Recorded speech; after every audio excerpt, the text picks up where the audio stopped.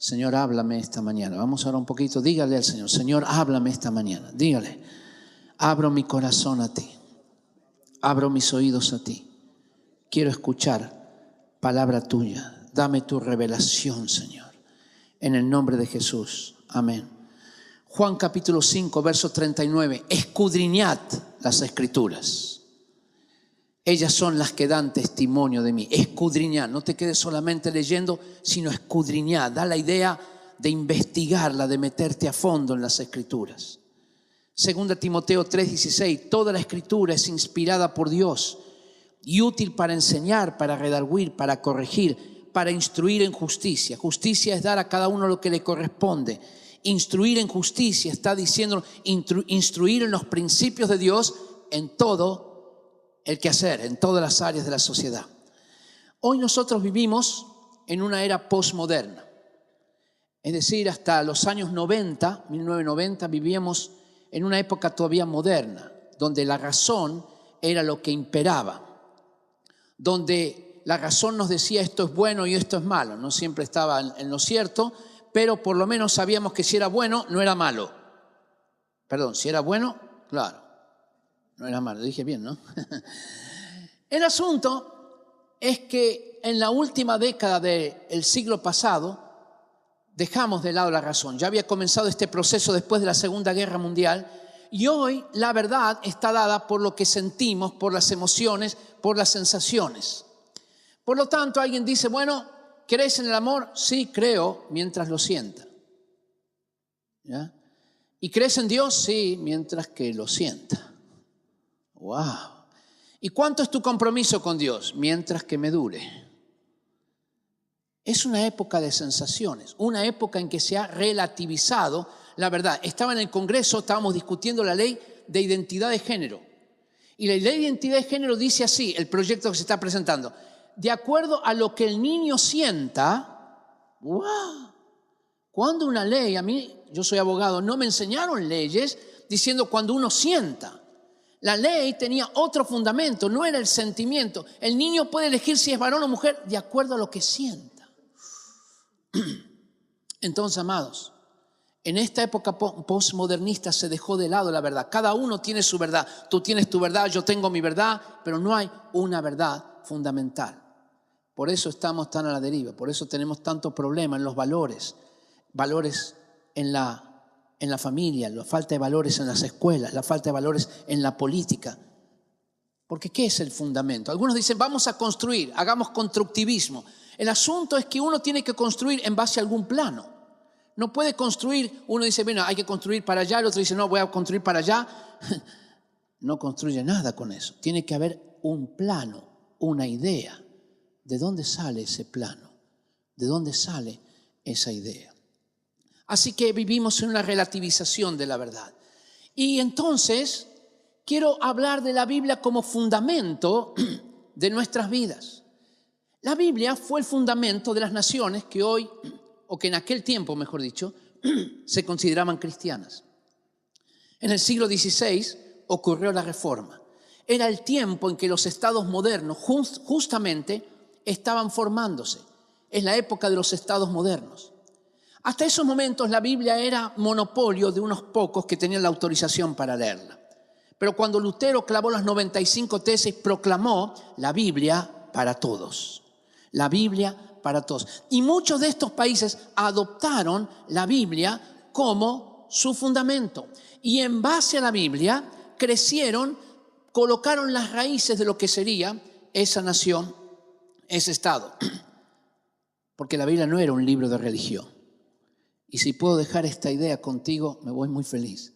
La Biblia no es un libro solo de religión.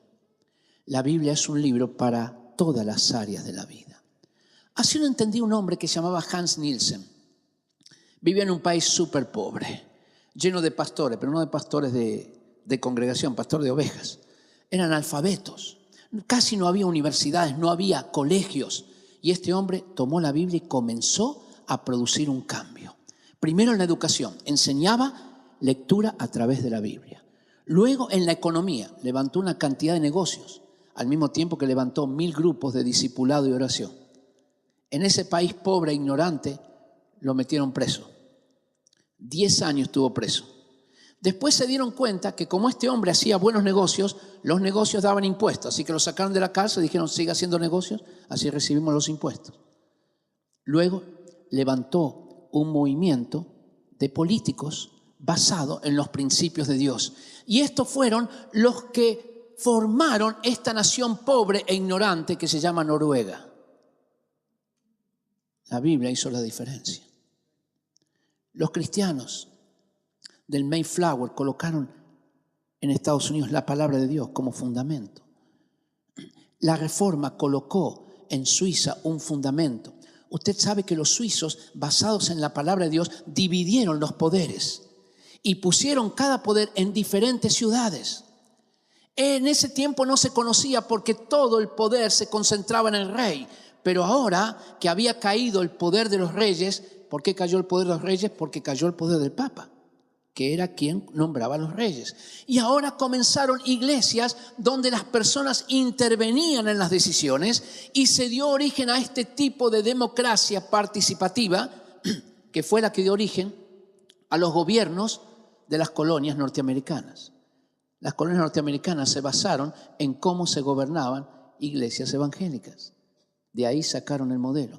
Y luego un señor que se llamaba Montesquieu, que era un francés, escribía lo siguiente, basado en los principios bíblicos. Recuerden, en ese tiempo había un pensador que se llamaba Rousseau y que decía que el hombre era bueno por naturaleza. Montesquieu decía lo contrario. El hombre bíblicamente no es bueno por naturaleza. El hombre es pecador. Por lo tanto, no le des demasiado poder a un hombre. Él decía, no es el problema de César Pompeyo el que nos llevó de la república al imperio, en el imperio romano. Fue el corazón del hombre. Wow, estaba diciendo, el hombre es pecador. Por lo tanto, no le des demasiado poder a un solo hombre. Divide el poder. Permite que entre los poderes se chequeen. Y ese fue el origen de lo que tenemos hoy como división de poderes. Es un principio bíblico basado en qué es el hombre. La Biblia no es un libro de religión. La Biblia es un libro que afecta todas las áreas de la vida. Y estos países produjeron una situación dentro de ellos, principios muy fuertes. Les contaba la mañana que yo estaba en Lausanne, viviendo por unos días allí, y fui a ver ahí en medio de la ciudad, había un jardín de flores, como 2.000 metros cuadrados de flores. Lo que me llamó la atención es que no había cercos en los campos, tampoco guardias armados. Y lo que más me llamó la atención es que las flores todavía estaban ahí. Yo pensé lo siguiente, si fuera en Latinoamérica esto, hubiéramos sacado todas las flores ya. Y capaz hasta las tierras también de las flores. Y me dijeron que había otro lugar donde uno podía ir y sacar flores, pero había una cajita donde podía uno poner la plata. No había quien te cobrara, no había guardia, no había cerco. Uno pone la plata. Yo dije, si fuera en Latinoamérica, no habría ni cajita, ni plata, ni flores. Bueno, estas naciones hoy se han alejado de Dios. No estamos diciendo que son cristianas, estamos diciendo que su fundamento, hubo un fundamento en la palabra de Dios. Cuando estaba mirando las estadísticas de Transparency International, que mide el grado de corrupción que hay en los estados, quiero decir, Chile anda bien, ¿eh? Gracias. El mejor país de Sudamérica, el menos corrupto, aunque tenemos Cabal, Penta, Soquimich, pero igual seguimos bien. Todavía, ya estamos yendo, pero todavía ahí estamos. Y el asunto es que de los 12 países menos corruptos que hay en el mundo, 11 son protestantes. De los 12, 11 son protestantes. Ahora, ¿es porque nosotros tenemos una mejor religión? No, no es por eso, sino porque esas naciones que proclamaron la Biblia como fundamento de las naciones. Esa es la marca la diferencia.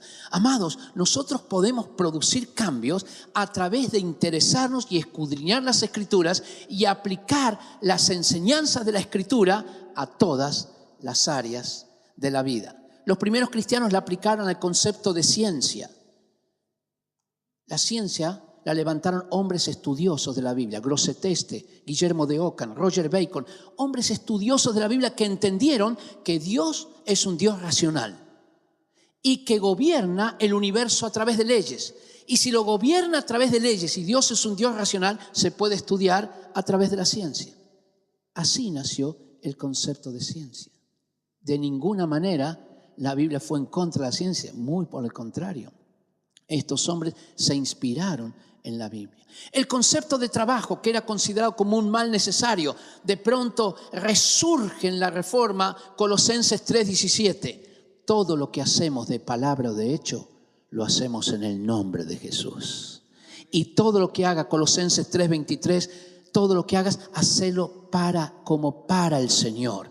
Así que ahora ya no hay lo que antes se hablaba, la vocatio Dei, la vocación de Dios, que eran, en ese momento sacerdotes y obispos y monjas, sino ahora toda profesión es sagrada. Eres un mecánico para la gloria de Dios. Eres un ama de casa para la gloria de Dios. Eres un abogado para la gloria de Dios. ¿Hay abogados acá? ¿Algún abogado en esta iglesia? ¿Puede levantar la mano? No hay ningún abogado. Es la profesión de Jesús, ¿eh? Abogado tenemos. Bueno. ¿Hay algunos profesores acá? ¿Profesores? Muy bien. ¿Les puedo pedir un favor? Renuncien. Renuncien ahora mismo a ser profesores. Conviértase en misionero a la educación y tome los principios bíblicos y transforme la educación para Jesús. Ahora, para eso tiene que ser profesor, pero artistas para la gloria de Dios, que tomen los principios de Dios y transforman el área de arte. ¿Y políticos? ¡Wow! Para la gloria de Dios. Ya hablaremos un poquito más. Entonces, el asunto mira lo que trajo la Biblia en el área de la educación. La gente quería leer la Biblia y entonces se interesó en aprender a leer. La Reforma producía un tremendo cambio en cuanto al área de la educación. Esta línea de pensamiento bíblica es la que tiene que llenar todas las actividades que hacemos. Romanos capítulo 12, verso 2. No os conforméis a este siglo, sino transformaos por medio de la renovación de vuestro entendimiento, para que comprobéis cuál es la buena voluntad de Dios, agradable y perfecta. No te conformes a lo que otros dicen, a la manera de pensar del mundo. Nosotros tenemos que reinterpretar la realidad en todas las áreas a través de los principios bíblicos. Y lo podemos hacer, como lo hicieron los cristianos en el primer siglo. Los cristianos lo hicieron cuando dieron importancia al valor que tenían los niños. Los romanos no creían que los niños tenían valor. Los romanos, cuando nacía un niño deforme, un niño ciego, un niño con síndrome de Down, lo mataban o lo dejaban abandonado. Séneca decía, nosotros ahogamos a los niños que nacen débiles o deformes. Ese era el pensamiento, pero de pronto aparece un paradigma nuevo bíblico que dice así: de los niños es el reino de los cielos. Y el que no fuera como un niño no entrará al reino de los cielos. ¿Y sabe lo que pasó? Las leyes cambiaron. Y en el año 374 después de Cristo se dictó una ley que decía: no cometerás infanticidio y será un crimen. Y esa ley pasó a todas las legislaciones del mundo hasta hoy, y eso fue un legado del cristianismo a todo el mundo, a todas las edades. Parece que ahora estamos yendo en el sentido contrario, ¿se da cuenta? Matemos a los niños, bueno, que aborto eugenésico. Bueno, matemos a los niños. El valor de la mujer. Usted sabe que los cristianos, la mujer tampoco tenía valor. Ya en Grecia ni en Roma. No podía ni hablar en público, no podía ni elegir con quién casarse, no era dueña de sus bienes, no era ciudadana en Grecia, no podía estar en público en una reunión, en fin. Pero ahora viene un nuevo concepto de la Biblia. En Cristo Jesús no hay hombre ni mujer, sino todos son uno. ¿Y qué produjo ese principio? Que los cristianos se dieron cuenta: si la mujer es igual al hombre, ¿por qué no puede recibir educación? La mujer en Grecia y en Roma era analfabeta.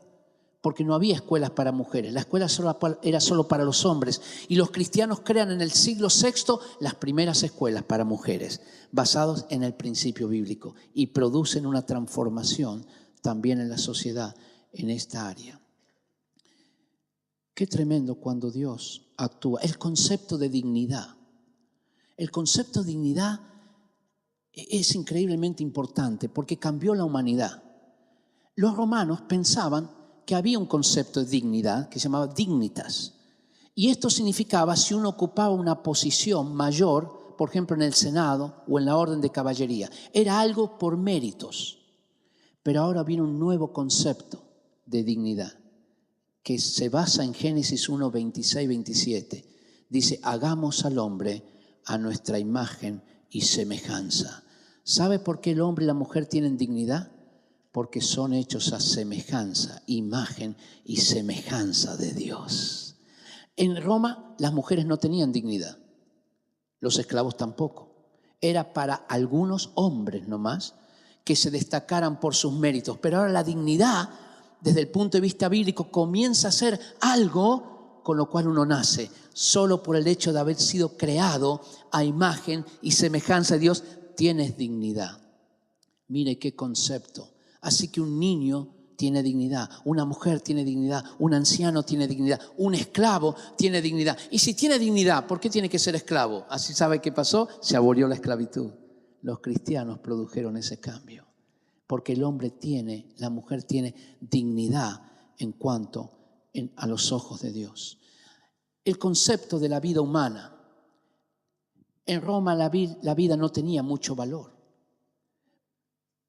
Los romanos decían, córtate las venas, y se mataban cuando se sentían frustrados, derrotados. Pero ahora viene un nuevo concepto.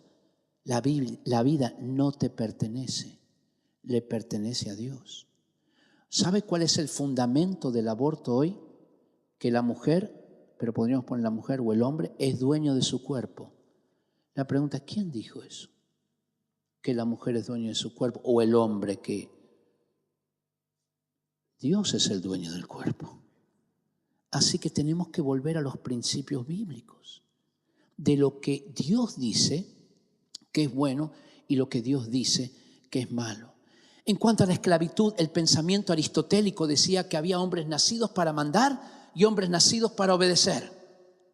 Pero cuando Pablo le escribe a Filemón, le dice, tienes un esclavo que se llama Onésimo, no lo trates más como esclavo, trátalo como hermano. Y en Cristo Jesús no hay siervo ni libre, todos son uno. ¿Sabe lo que pasó? Los cristianos comenzaron a liberar a sus esclavos por miles, hasta que la esclavitud en el hecho terminó. No en la ley, no lograron abolir la ley, solamente en el hecho práctico. Así que no te preocupes si hay leyes que van contra los principios de Dios. Nosotros podemos hacer a través de nuestro ejemplo que la ley sea letra muerta y aplicar los principios de Dios. En el siglo XVII se restauró la esclavitud. Las naciones europeas veían que podían tener mano de obra gratis desde África y comenzaron el tráfico de esclavos en el siglo XVII. Pero en el siglo XIX nació un hombre que tenía un llamamiento a servir a Dios con todo el corazón en Inglaterra, se llamaba William Wilberforce. Y este hombre comenzó a luchar en el Parlamento para que se aboliera la esclavitud. Cada vez que presentaba un proyecto, se lo boicoteaban. Wow, 30 años tardó. Después a los 30 años de estar en el Parlamento, logró que la esclavitud fuera abolida. Y 2 días después murió. Y sus últimas palabras fueron, gracias Señor que me has permitido ver el día en que Inglaterra tuvo que pagar 20 millones de libras esterlinas para libertar a los esclavos. ¿Y sabe lo que pasó? Como Inglaterra era el dueño del mundo en ese tiempo, puso la pauta que la esclavitud estaba mal. Todos los otros países siguieron lo que dijo Inglaterra y se terminó con la esclavitud. Esto fue una herencia que los cristianos también dieron al mundo. ¿En qué se basaron los cristianos? En la palabra de Dios. A eso tenemos que volver. A la palabra de Dios en todas las áreas. La Biblia no es un libro de religión. Es un libro, o no solo de religión, sino es un libro mucho mayor que esto. Cuando los gladiadores peleaban en el circo romano, tenían un pensamiento. Ellos saludaban: César, los que van a morir te saludan. Era un saludo a la muerte. ¿Ya? Pero cuando se enfrentaban, el vencedor colocaba la espada en el cuello del vencido y preguntaba al César: ¿quiere que viva? El César preguntaba al pueblo: ¿quiere que viva? ¿Quiere que muera? El dedito siempre iba para abajo porque la vida no tenía valor. Pero de pronto aparece un nuevo concepto, un nuevo paradigma basado en la Biblia. Decía así: bienaventurados los misericordiosos, porque ellos alcanzarán misericordia. Los estoicos romanos pensaban que el mundo era de los fuertes y a los débiles había que ayudarlos a morir. Pero ahora viene este nuevo concepto: porque tuve hambre y me ayudaste a morir y me diste de comer. Porque tuve sed y me diste de beber. Y empezó a haber todo un movimiento tan fuerte que produjo un cambio en la sociedad basado en la palabra del Señor. Y el concepto del ser humano. En el concepto griego que nos enseñaron, que lo tenemos nosotros, nos enseñaron en nuestra escuela, dice que mente sana en cuerpo sano. Mente y cuerpo. Pero la Biblia no enseña que el ser humano es mente y cuerpo.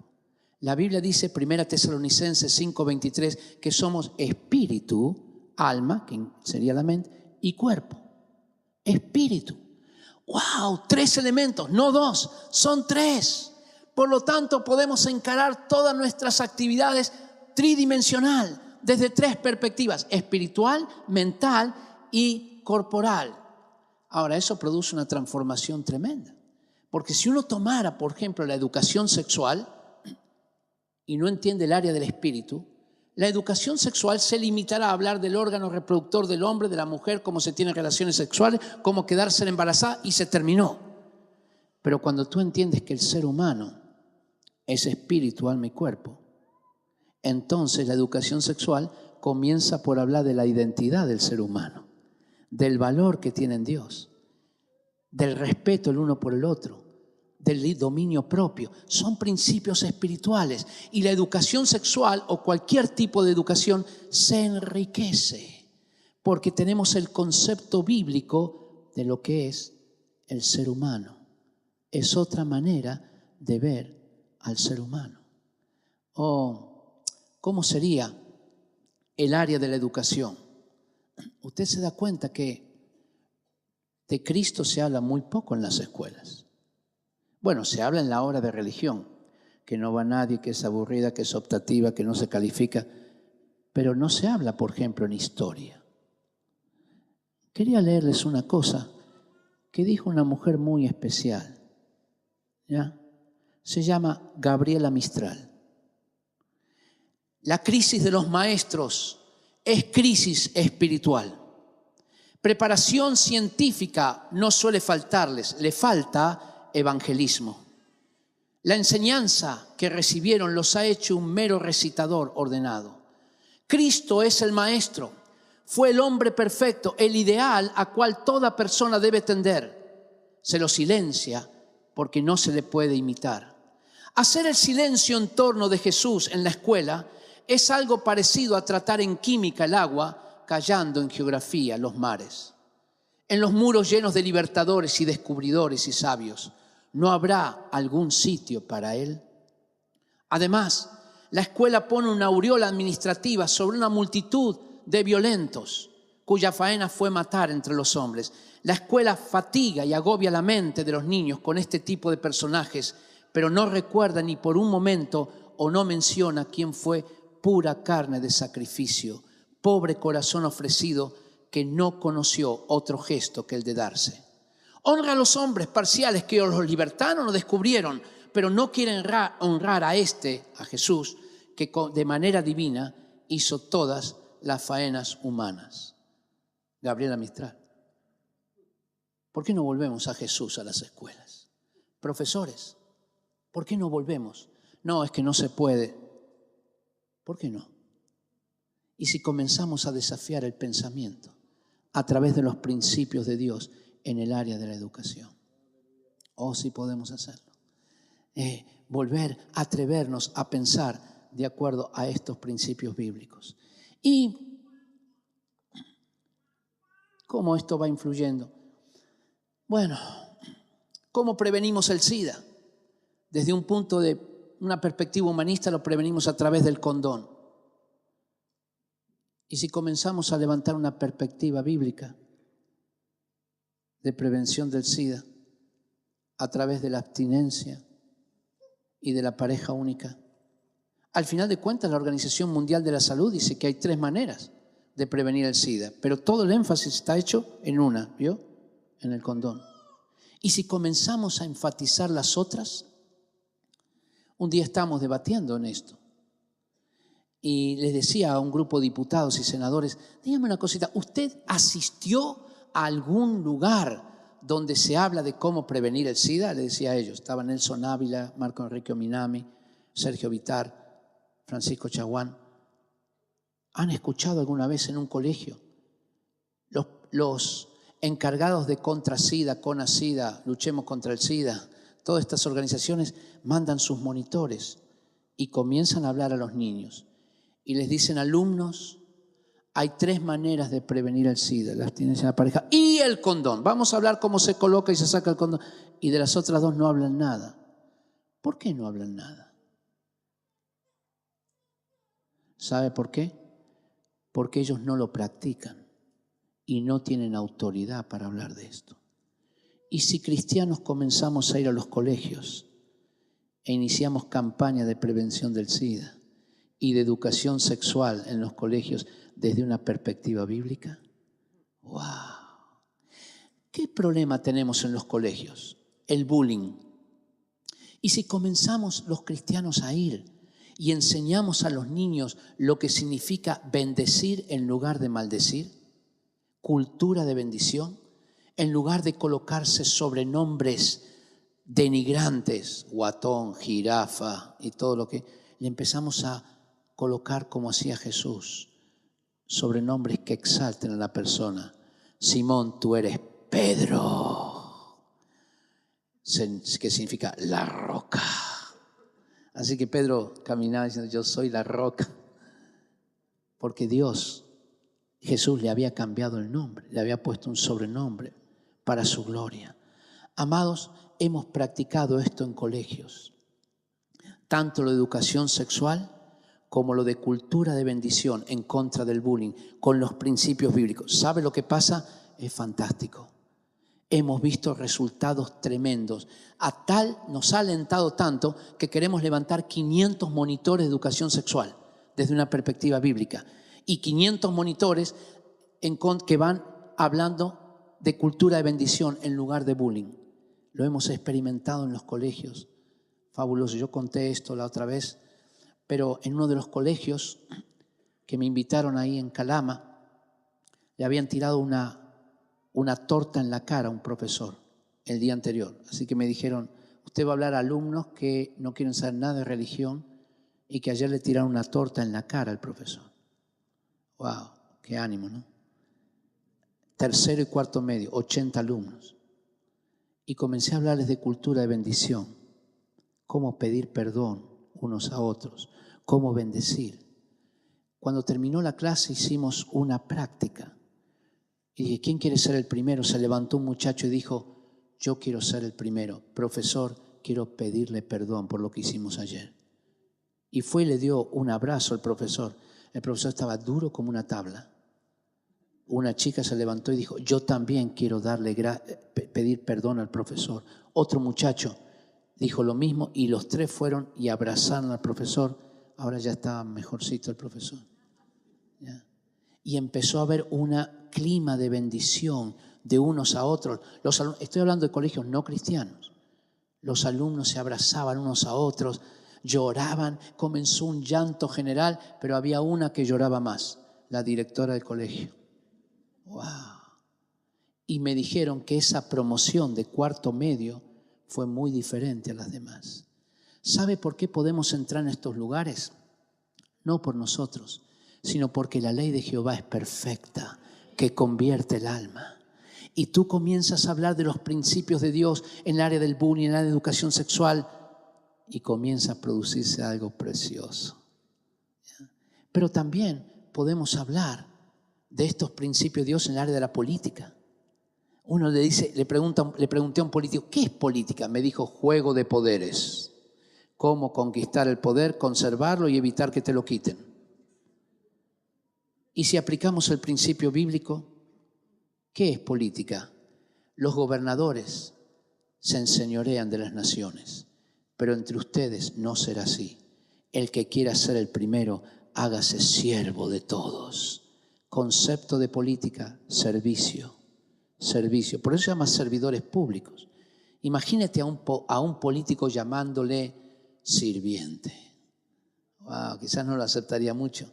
Pero la verdad es que ese es el concepto bíblico de política. Concepto bíblico de negocios. A veces hablamos con un negociante y uno le pregunta, ¿tú eres cristiano? Soy cristiano, pero negociante. Bueno, pero eres cristiano. Sí, pero negociante. Usted entiende, cristiano, pero negociante.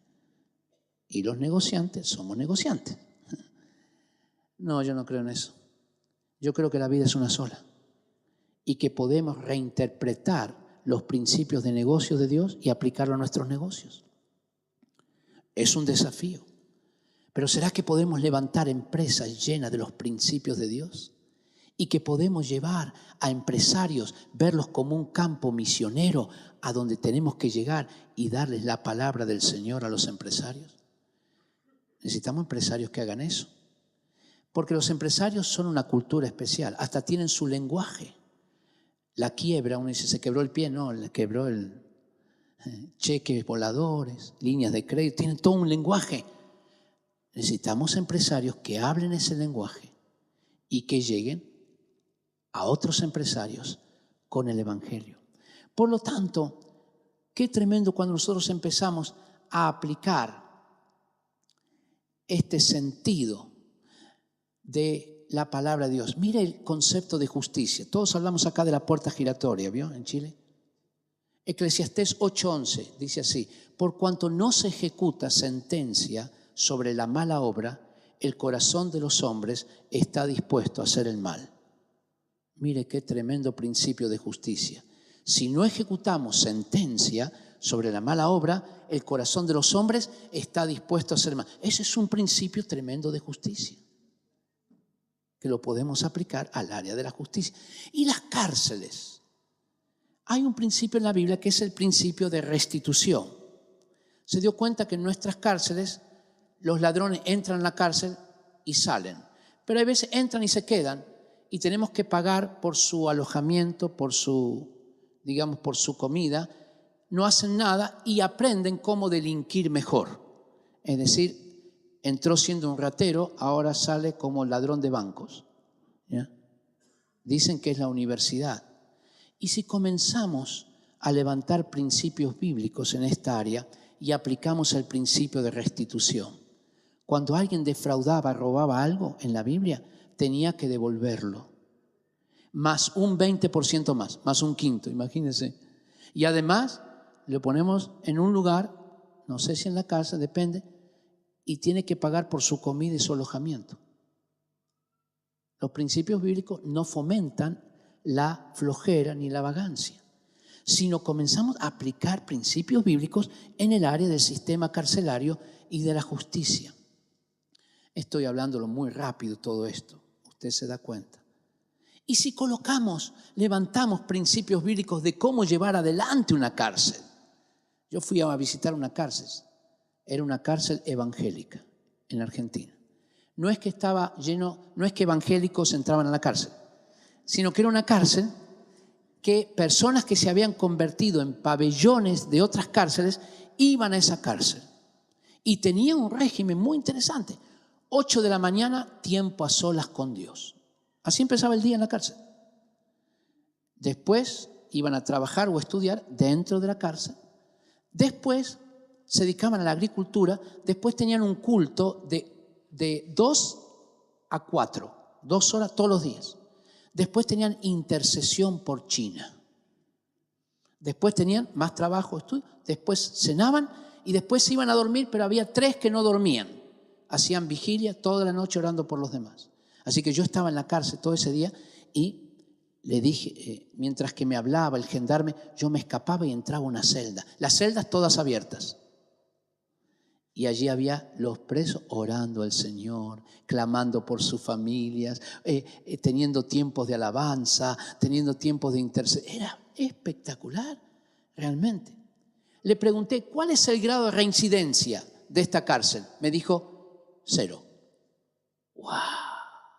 Ahora le preguntaron aquí en Chile, ¿cuál es el grado de reincidencia? Dijo que era un 20% reincidían. Es decir, que 80% se rehabiliten. Es tremendo.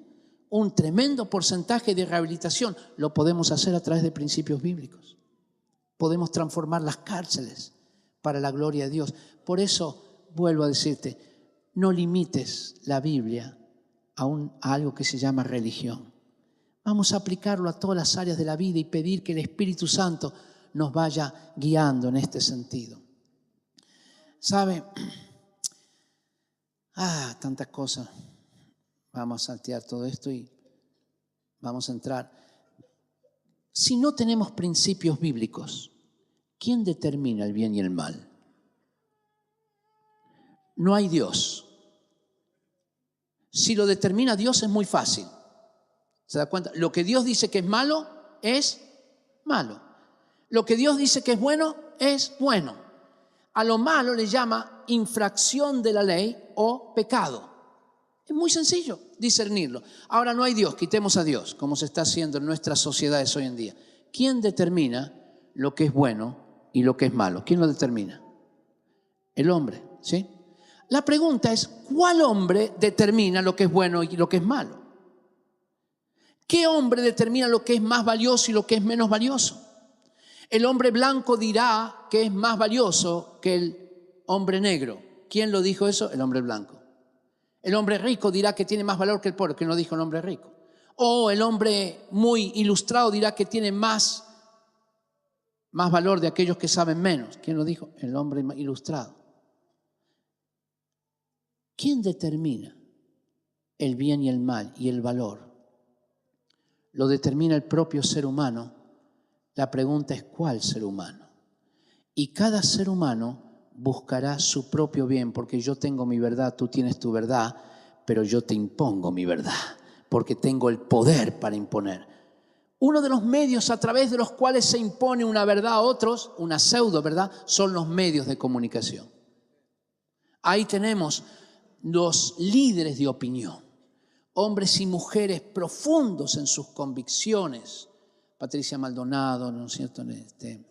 Jordi Castell, Tonka Tomis, personas con convicciones profundas, pero tienen el micrófono, tienen las cámaras, 3, 4, 5 horas por día. Y nos dirán cómo pensar, cómo actuar. Por eso la Biblia dice, no se conformen a la manera de pensar de este mundo, porque los medios de comunicación te van a tratar de decir, es de esta manera, así hay que pensar, esto es lo normal, así tienes que actuar. Y Dios dice, así no tienes que actuar. Tú tienes que actuar de acuerdo a mi palabra. Volvamos a la Biblia, amados. Volvamos a la palabra de Dios. El bien y el mal. Estaba en un debate con la doctora Cordero y con Agostini, que es un psicólogo renombrado. Y yo les estaba hablando de estos principios. Si no hay Dios, es como dice el escritor ruso Dostoyevsky, quitemos a Dios y todo me está permitido. No hay bien y mal. Entonces yo les decía esto y me dijeron ellos, pero ¿cómo? ¿Usted está diciendo que sin Dios no hay sistema moral? Exactamente, no lo hay, porque ¿quién lo determina? Si no hay una instancia superior, ¿quién determina el bien y el mal? Cada uno lo hará a su conveniencia. Y yo les pregunté, ¿quién lo determina? Ellos me dijeron, el ser humano, el hombre, el individuo. Y mi pregunta fue, ¿y qué pasa cuando el individuo se equivoca? Bueno, la sociedad lo corrige y lo determina la sociedad. ¿Y qué pasa cuando la sociedad se equivoca? Bueno, la sociedad, me dijeron, no se equivoca. Bueno, pero sí se equivoca. Hay sociedades enteras que se equivocaron. ¿Dónde está el reflejo? ¿Dónde está el plano que te dice te equivocaste aquí? Tienes que volver a los principios de verdad y de justicia.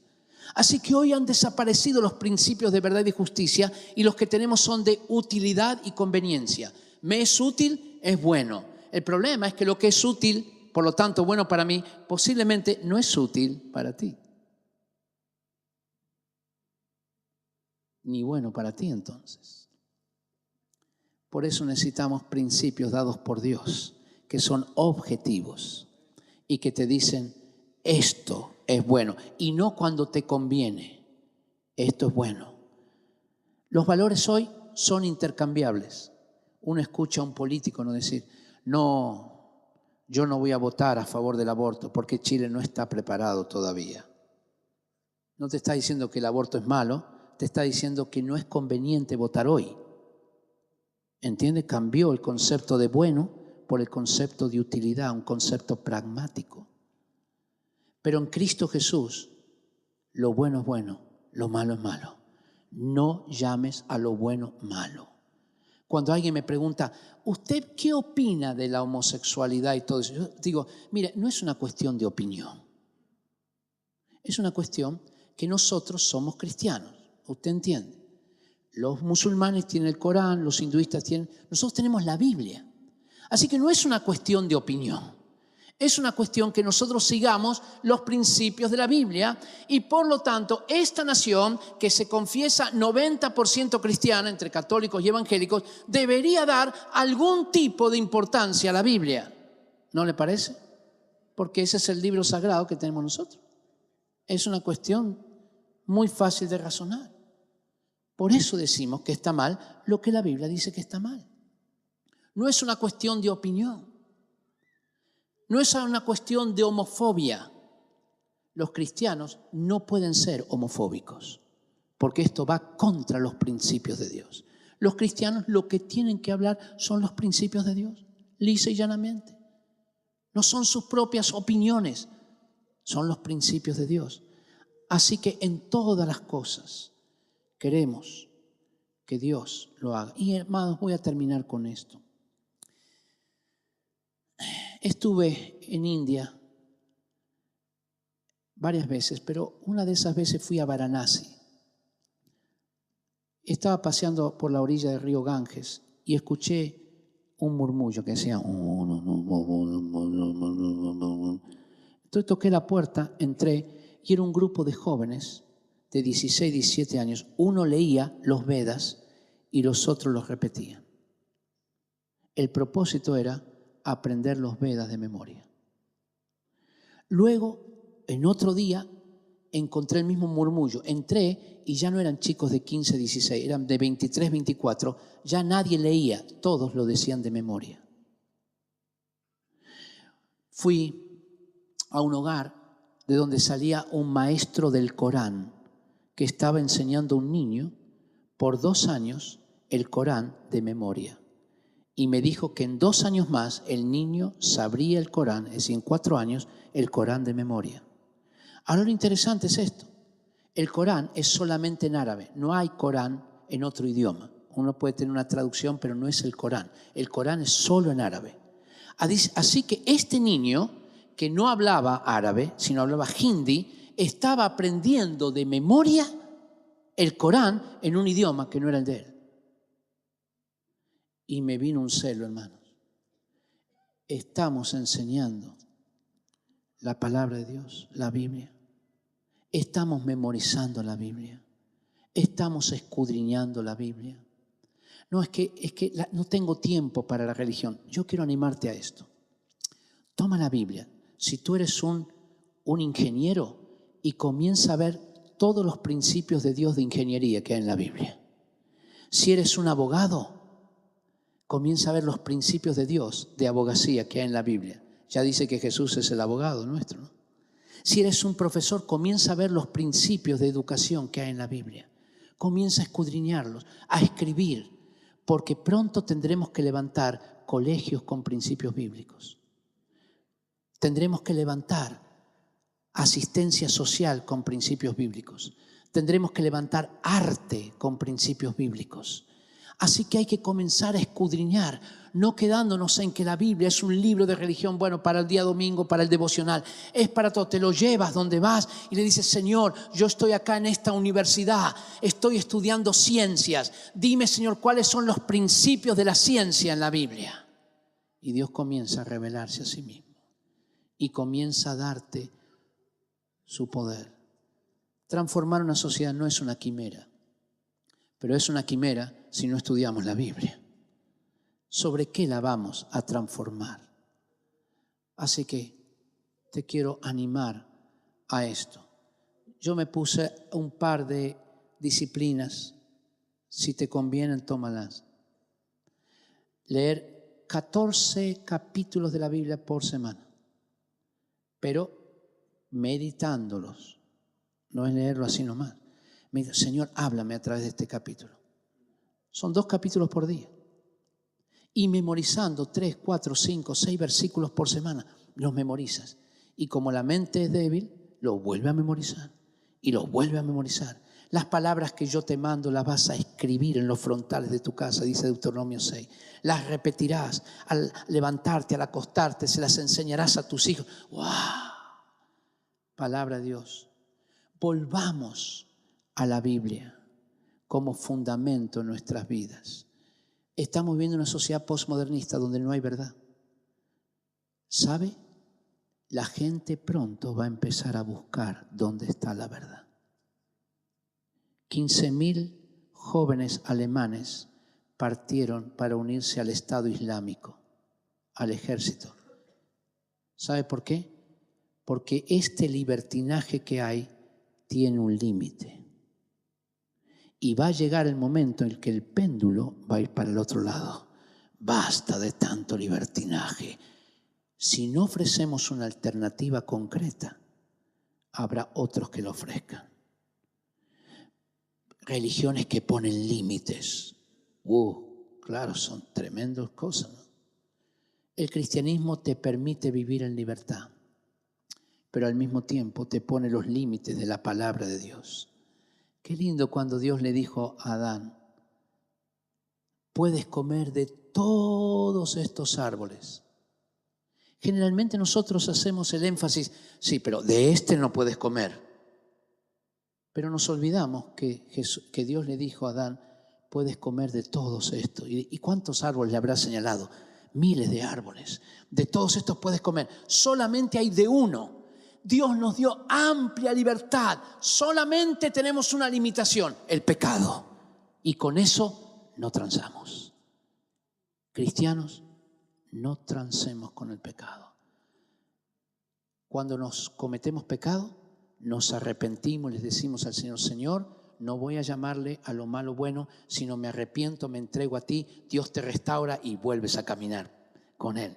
Pero no le llamemos a lo malo bueno ni a lo bueno malo. Volvamos a la palabra de Dios como el libro para toda la vida, para todas las áreas de nuestra vida. Oremos al Señor. Espíritu Santo, gracias por este tiempo. Gracias por esta querida congregación. Quiero pedirte muy especialmente por el rol de esta iglesia en la ciudad. No solamente en los individuos, no solamente en las familias cristianas, sino el rol que tiene en toda la ciudad, en el área de la educación, del arte, de las comunicaciones, de la salud, de la ciencia, aún del gobierno, de los negocios.